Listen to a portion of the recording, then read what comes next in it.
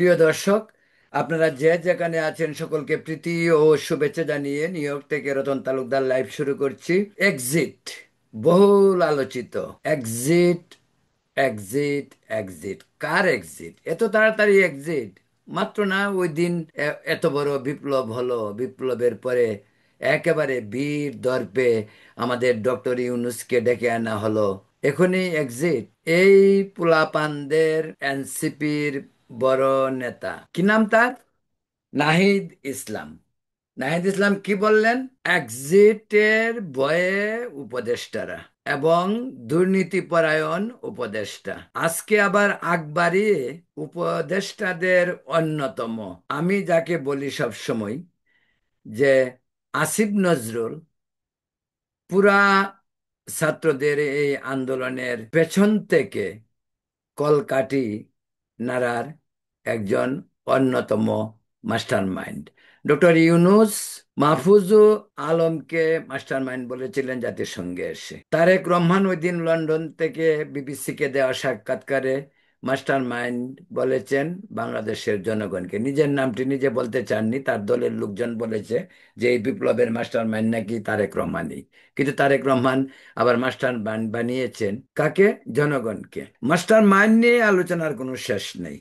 কিন্তু আমি বলি, প্রকৃত মাস্টার মাইন্ড যদি কেউ আমাদের বাংলাদেশে এখন সরকারের অলিন্দে থাকা ব্যক্তিটির নাম হলো আসিফ নজরুল। তিনি একজন আইনজীবী, ঢাকা বিশ্ববিদ্যালয়ের আইনের অধ্যাপক। ওনার বহু পরিচয়। একসময় তিনি ঘাতক দালাল নির্মূল কমিটিতে ছিলেন জাহানারা ইমামের সঙ্গে। এখন হঠাৎ করে আবার পুরো ইউটার্ন, একেবারে ইউটার্ন মেরে তিনি সেই যে ঘাতক দালাল নির্মূল কমিটির একেবারে বিপরীত অবস্থানে এসে তিনি এখন ডক্টর ইউনূস সরকারের অন্যতম প্রধান পরামর্শদাতা, প্রধান পরিকল্পনাকারী, প্রধান মাস্টার মাইন্ড। আমি একটা কথা এখানে বলি, মাস্টার মাইন্ড শব্দের অভিধানিক অর্থ হলো মূল পরিকল্পনাকারী। তো তারেক রহমান যে বললেন মাস্টার মাইন্ড জনগণ, জনগণ কি এই কোটা সংস্কার আন্দোলনের মূল পরিকল্পনাকারী ছিলেন? না। সোজা কথা, না। মূল পরিকল্পনাকারী কে ছিল? ছাত্রদের মাঝ থেকেই মূল পরিকল্পনাকারী তারা ছিল। ডক্টর ইউনূসের মাহফুজ আলম বা আমাদের আসিফ নজরুল, যাকেই আমরা বলি না কেন, এই আন্দোলনের মাস্টার মাইন্ড বলতে যাদেরকে বোঝায়, তারা আসলে কে? তারা কি দেশের না বিদেশের? তারা কি বাংলাদেশি না আমেরিকান? বিষয়টি কিন্তু এখনো স্পষ্ট না।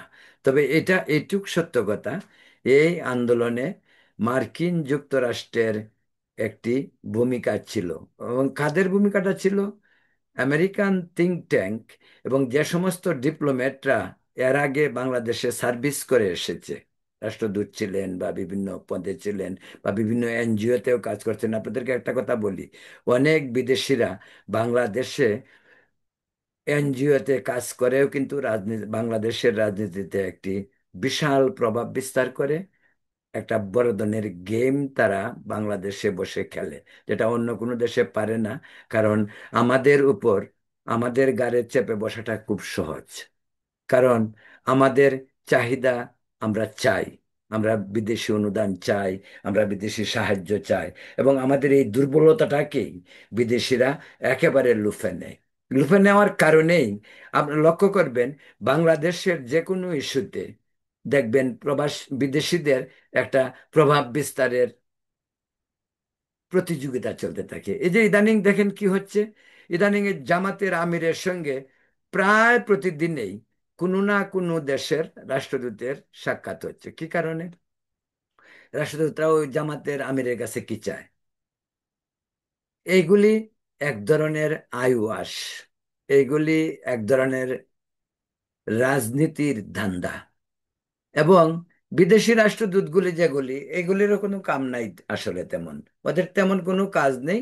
ওরা ওরা ইউনূসের সঙ্গে দেখা করলো, বা আসিফ নজরুলের সঙ্গে দেখা করলো, বা নাহিদের সঙ্গে দেখা করলো, বা ফখরুল ইসলাম আলম, তেমন কিছু আসে যায় না। কিন্তু বাংলাদেশের রাজনীতির জন্য বিষয়টা খুব গুরুত্বপূর্ণ এই কারণেই যে বাংলাদেশের মানুষ সেটাকে গুরুত্ব দেয়। আর বাংলাদেশের তথাকথিত জ্ঞান পাপী বুদ্ধিজীবী সাংবাদিক, তারাও বিষয়টিকে ফলাওভাবে প্রচার করে, ওরা নিজেরাও জানে যে এতে তেমন কোনো কিছু কাজ হয় না। যে সিম্পলি, সোজা কথায়, শুধু আই ওয়াশ ছাড়া, মানুষকে ভয় দেখানো ছাড়া, রাজনৈতিক ফয়দা লুটা ছাড়া এই সমস্ত বিদেশি রাষ্ট্রদূতদের সঙ্গে বৈঠকের তেমন কোনো কাজ হয় না, এবং ভবিষ্যতেও হবে না। পৃথিবীর অন্য কোনো দেশে এই ধরনের ঘটনা ঘটে না। পৃথিবীর অন্য কোনো দেশে সরকার বা বিরোধী দল, এদের উপরে এই বিদেশিরা এইভাবে ঝাঁপিয়ে পড়ে না।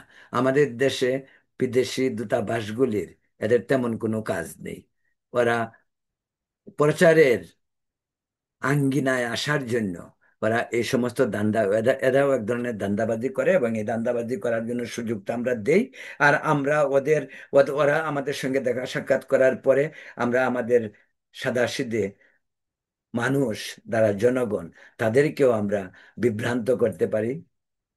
তাদেরকে তাদের দলের বা ব্যক্তির গুরুত্বটাকে আরো গুরুত্বপূর্ণ করে তোলার জন্য এই ধরনের আইওয়াশ একান্তই তাদের মন গড়া এবং বানোয়াট।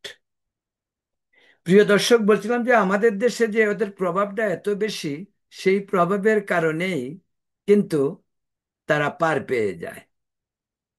এই যে এক্সিট কথা, আজকে এক্সিট কথাটা উঠে কেন? এক্সিটের এক্সিটের কি, মাত্র 14 মাসের মাথায় ক্ষমতা। আজকে নাহিদ ইসলাম কেন এক্সিটের কথা বলছে? একটা কথা পরিষ্কার, সেটা বুঝতে হবে। সেই নাহিদ খেপলো কেন, কি কারণে খেপা পাগলা হলো এখন এই পোলাপানগুলির নেতা? সে খেপলো কি কারণে? একেবারে সোজা হিসাব, আপনারা লক্ষ্য করবেন। ডক্টর ইউনূস ওদেরকে বাইল দিয়ে, ওদেরকে বুঝিয়ে, ওদেরকে পাশে থাকার প্রতিশ্রুতি দিয়ে, ওদেরকে দিয়ে একটি রাজনৈতিক দল করিয়েছিলেন, এনসিপি, জাতীয় নাগরিক পার্টি।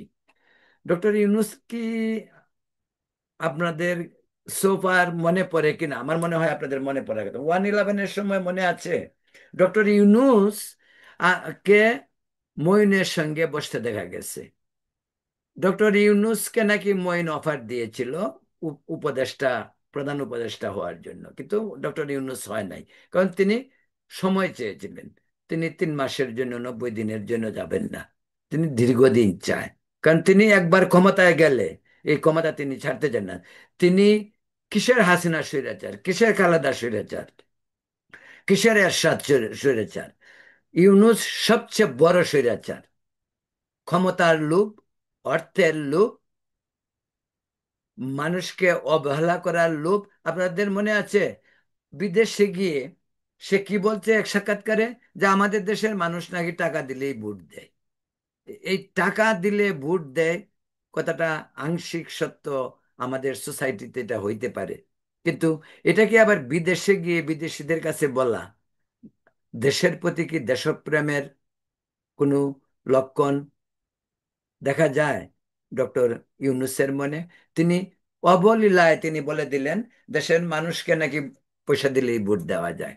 তো যাই হোক, আমি যেটা বলছিলাম যে ডক্টর ইউনূস কিন্তু সেই 111-এর সময় রাজনৈতিক দল করতে, এইটা নাগরিক কি নাগরিক ইসে নাকি, সেটাও তিনি ইমেইলে জনমত জরিপ টরিপ করে টরে শেষ পর্যন্ত দেখলেন যে না, ওইটা এই ব্যবসা তার ওনার দ্বারা হবে না। ওনার ওই সুদের ব্যবসায়ী ভালো, ওনার সেই এনজিও ব্যবসায়ী ভালো, ওনার ওই বিদেশে বসে দান্দা করে নোবেল পাওয়াটার দান্দাটাই বরং বেটার, মাচ বেটার দেন পলিটিক্স। এটা বোধহয় তিনি এতদিনে বুঝতে পারছেন। 111-এ যখন রাজনীতি হলো না ওনার জন্য, এইবার যখন তিনি এই অপরচুনিটি পাইলো, কেন কেন ওনাকে আনা হলো? ওনাকে আনার একটাই কারণ, বাংলাদেশে 24-এ যে গণবিপ্লব হলো, সেই গণবিপ্লবের নেপথ্যের কাহিনী ভয়াবহ। শুধু কোটা, শুধু সংস্কার নিয়ে আন্দোলন ছিল না। এবং এই আন্দোলনে বিএনপি 14 বছর চেষ্টা করে শেখ হাসিনা সরকারকে হিলাতে পারেনি। তারপরে সেটা আন্তর্জাতিক সম্প্রদায়ের সাহায্য নিয়ে, আন্তর্জাতিক সম্প্রদায়ের পরিকল্পনা, যার পিছনে ডক্টর ইউনূসের ছিল দীর্ঘদিনের সম্পৃক্ততা। ডক্টর ইউনূস যদি বলে যে আমি কিছু জানি না, আমাকে ওরা বলল 5 তারিখে, আর আমি 8 তারিখে এসে বললাম, দ্যাটস নট ট্রু, অ্যাবসোলুটলি রং। এটা সত্য ঘটনা না। ডক্টর ইউনূস সত্য কথা বলছেন না। উনি অবশ্য সত্য কথা কমই বলেন। উনি নয় ছয় করে কথা বলতেই পছন্দ করেন, সবসময় তাই তিনি করেন। এইভাবেই তিনি আন্তর্জাতিক মুখ হয়ে দাঁড়িয়েছেন। আন্তর্জাতিক মুখ হওয়ার জন্য যত রাস্তায় হাঁটতে হয়, যা কিছু করতে, কারণ ওনার পয়সার অভাব ছিল না।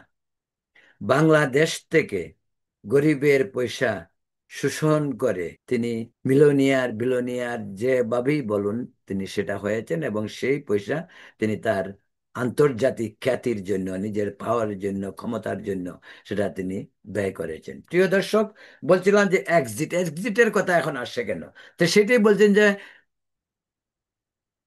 নাহিদ ইসলামকে রাজনীতিতে ঢুকিয়ে রাজনৈতিক দল করার পরামর্শ দিয়ে ডক্টর ইউনূস কি করলেন, ছাত্রদেরকে দিয়ে একটা রাজনৈতিক দল বানালেন, এনসিপি। আর এই দলটাকে তিনি গুরুত্ব দিলেন। মনে মনে হলো যে দেশে বিএনপির পরে, জামাতের পরে তারাই দল।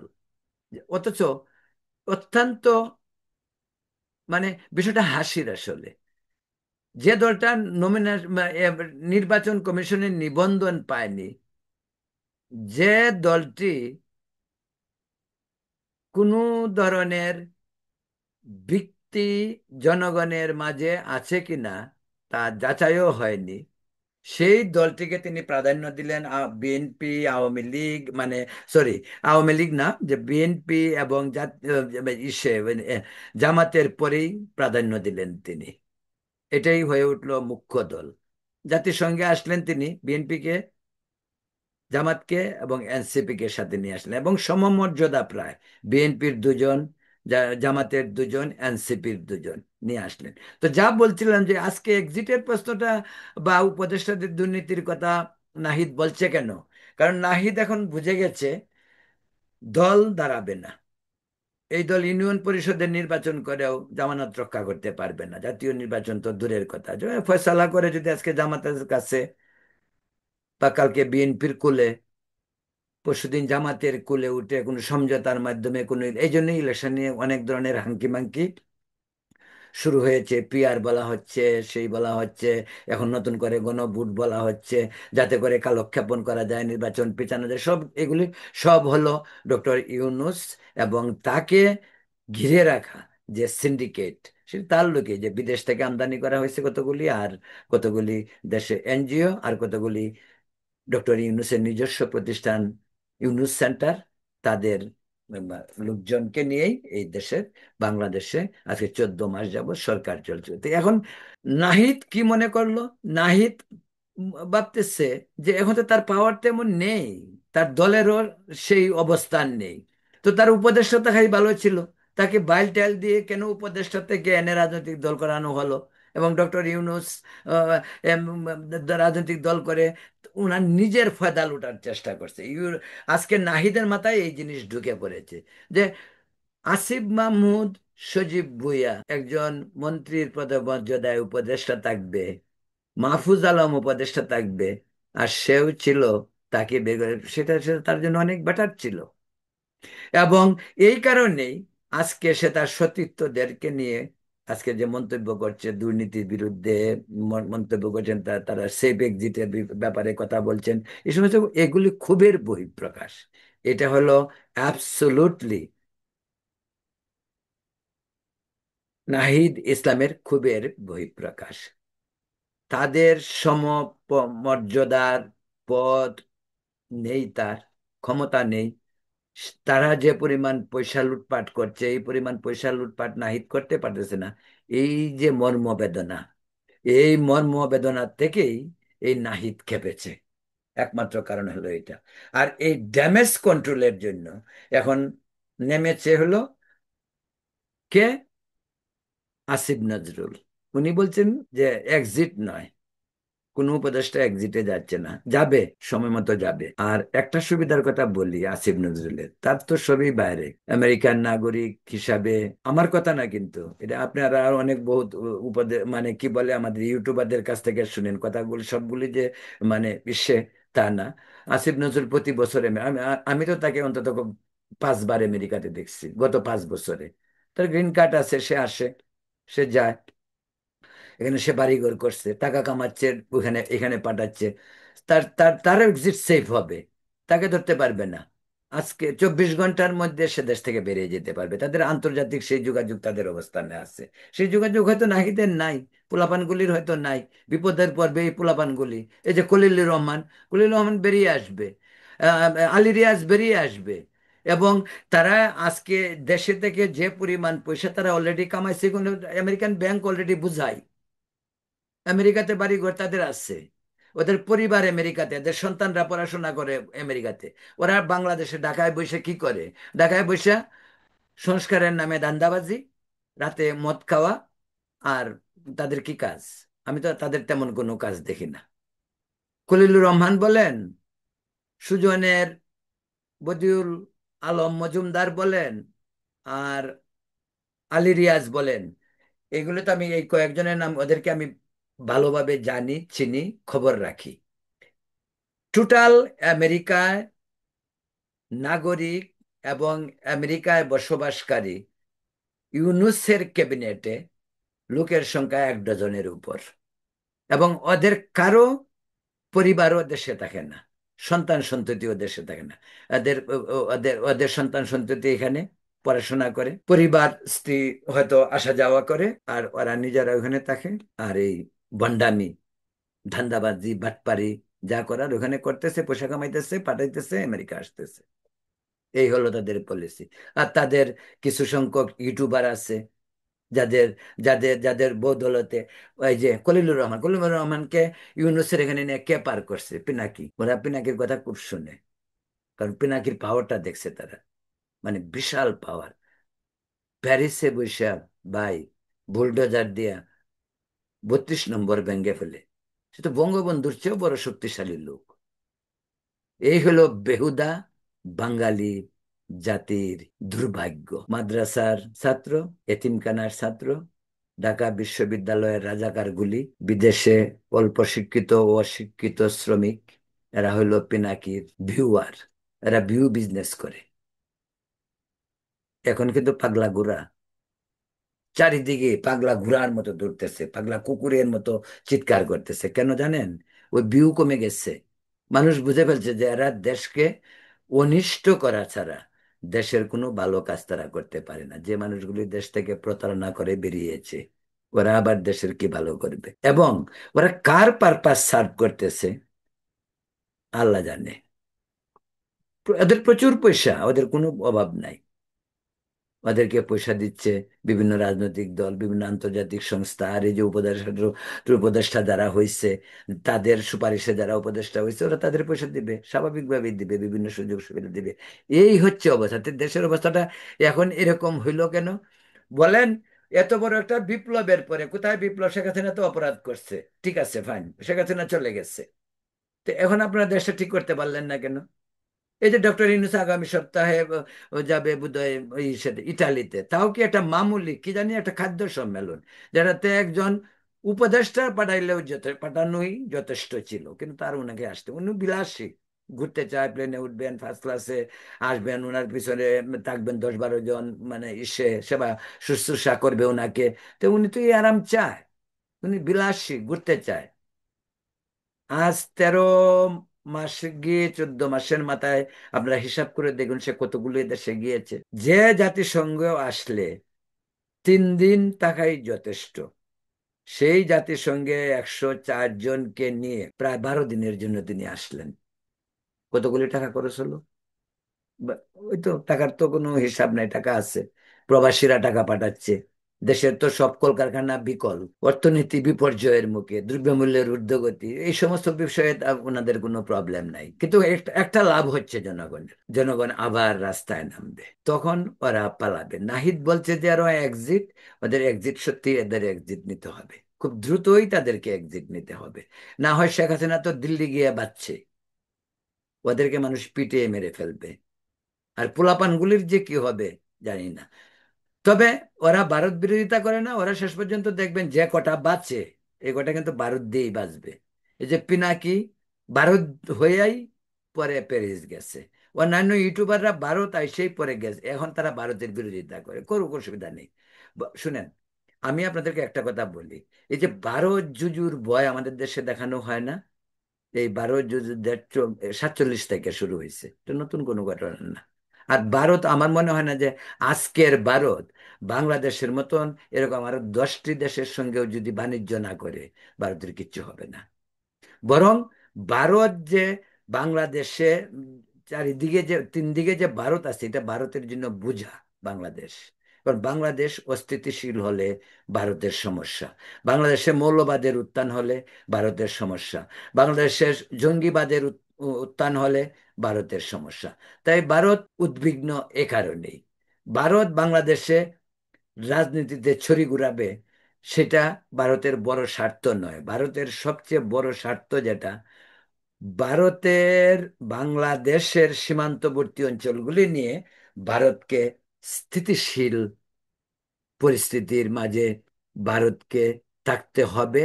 এটাই ভারতের সবচেয়ে বড় উদ্বেগ। আজকে ইউটিউবাররা ভারত নিয়ে যত কথাই বলুক, বা বাংলাদেশ যদি তার সমস্ত রাস্তাগুলি বন্ধ করে দেয়, তাহলে যে কাঁচামরিচ যেমন ভারত থেকে আসলে 30 টাকা হয়, আর ভারত থেকে না আসলে 300 টাকা হয়, সেই পরিস্থিতিটাই হবে। আমার আমার কাছে মাঝে মাঝে খুব অবাক লাগে যে আমি ভারতের ডিম খাবো, চাল খাবো, কাঁচামরিচ খাবো, পেঁয়াজ খাবো, সব খাবো, ভারত ভালো না। এই যে আমাদের হিপোক্রেসি, এই যে আমাদের গায়ে পড়ে ঝগড়া করার মানসিকতা, এই মানসিকতা থেকে বাংলাদেশ যত দিন না উত্তরণ হবে, আমাদের দুঃখ দুর্দশা ততদিন যাবে না। আপনি একটা জিনিস লক্ষ্য করবেন, আপনারা, আমি আপনাদেরকে খুব স্পষ্ট ভাষায় বলতে চাই, ইউনূস যেদিন 5-8 তারিখে ঢাকা আসার কথা, সে কিন্তু প্যারিসে বৈশাখ, মানে উনি যে কি হনু আসতেছেন, একেবারে দেশকে বঙ্গবন্ধুর মতো আইসা দেশকে তিনি একেবারে সব উদ্ধার করে দেন। তিনি ভারতের বিরুদ্ধে আন্দোলনটা, সংগ্রামটা শুরু করছেন প্যারিস এয়ারপোর্ট থেকে। সেখানে তিনি 7 সিস্টার নিয়ে কথা বললেন। আরে বাবা, নিজের দেশের অস্থিরতা, সে অন্য দেশের 7 রাজ্য নিয়ে যে 7 সিস্টার, সেটা নিয়ে তিনি অস্থির, মানে এটা হলো ভারতকে অস্থিরতা আর বা, আম, আরো বেশি বাড়িয়ে দেওয়ার জন্য সে সেটা বলল যে ভারত 7 সিস্টার এসব। কারণটা হলো কি, যে উনি বুঝিয়ে দিলেন সে 47-এর মতো যে তিনিও একজন ভারত বিরোধী, তিনিও একজন পাকিস্তানের পক্ষের লোক। এই কারণেই ওই সংকেতটা তিনি আগেই দিয়ে রেখেছেন। এটাই হলো তার প্রধান মেসেজ ছিল। তার পরবর্তী এটার যে ফল, সেই ফল আপনারা দেখতে, পাকিস্তানের সঙ্গে উত্তরোত্তর সম্পর্ক বৃদ্ধি, ব্লা ব্লা ব্লা, এগুলি চলছে, কন্টিনিউ চলতেছে, এখনো চলছে। প্রায় সময় সুযোগ পেলেই তিনি এগুলি বলেন, কারণ তিনি তো তার যে স্ট্যান্ড, সেখান থেকে তো তিনি সরেন না। তিনি তিনি একটা ভারত বিরোধী যে প্রপাগান্ডা দেশে প্রশ্রয় দিচ্ছেন এবং নিজেও করছেন, সেটা তো স্পষ্ট, দিবালোকের মতো স্পষ্ট, অস্পষ্ট কিছু না। তো এই সমস্ত কারণে যে সেফ এক্সিটের কথা উঠছে, ওর সেফ এক্সিটের কথা তো এই সমস্ত কারণে উঠছে। রাজনৈতিক স্থিতিশীলতা তো দূরের কথা, দেশে যেভাবে ও সন্ত্রাস, মব রাজনীতি, চাঁদাবাজি, এই সমস্ত শুরু হয়েছে, যেভাবে মানুষকে হত্যা করা হয়েছে, গুম খুন হচ্ছে না, প্রচুর গুম খুন হচ্ছে বাংলাদেশে এখন, প্রতিদিন লাশ পাওয়া যাচ্ছে বিভিন্ন জায়গাতে, মানুষকে পাথর দিয়ে মারা হচ্ছে, নারী ধর্ষণ করা হচ্ছে, পার্বত্য চট্টগ্রামের সমস্যা আছে, ওইদিক দিয়ে সেন্ট মার্টিন দিয়ে দেওয়া হচ্ছে আমেরিকাকে, ওইদিকে ইসে রাখাইন প্রভিন্স যেটা মায়ানমার দিয়ে করিডোর দেওয়া হচ্ছে, যে পার্বত্য চট্টগ্রাম চিটাগাংয়ের যে সমস্ত ঘটনা ঘটছে, ওইটা তাদের সৃষ্টি। তারপর আপনি চট্টগ্রাম বন্দর দিয়ে দেওয়া হচ্ছে। আমেরিকান আর্মিরা আসার পথ প্রশস্ত, আমেরিকান আর্মিদের বাংলাদেশে কিসের মহড়া দিতে হয়? কি কি আমাদের আমাদের এত মহড়ার দরকারটা কি? আমাদের আর্মির কোথায় যুদ্ধ করতে যায়? আমাদের আর্মি যুদ্ধ আজ পর্যন্ত কোথাও যুদ্ধ করছে না, কারোর সাথে যুদ্ধ করে পারবে? আমি আজকে আর্মিদের একটা ইসে নিয়ে একটা ইসেও করলাম, এপিসোড করলাম, যেটা যে আর্মির কাজটা কি, বাংলাদেশের আর্মি, আমরা এটা শান্ত না যে আমাদের আর্মি দেশপ্রেমিক, এইগুলি একটা বাক্য। আমাদের আর্মি দেশপ্রেমিক, আমাদের আর্মি অতন্দ্র প্রহরী, আমাদের আর্মি জাতিকে সুরক্ষা করবে, জাতির শক্তি, জাতির সাহস, এগুলি জাস্ট কথার কথা। আমাদের আর্মির কোনো কাজ নাই। আমরা একটি বিশাল আর্মিকে পুষতেছি। একটাই আমাদের স্বার্থ, যে অন্তত আর্মি আছে বলে অনেক লোক আর্মিতে কাজ করে, দেশে বেকার সমস্যা কম আছে। এই বেসিক্যালি আর্মির তেমন কোনো কাজ নেই।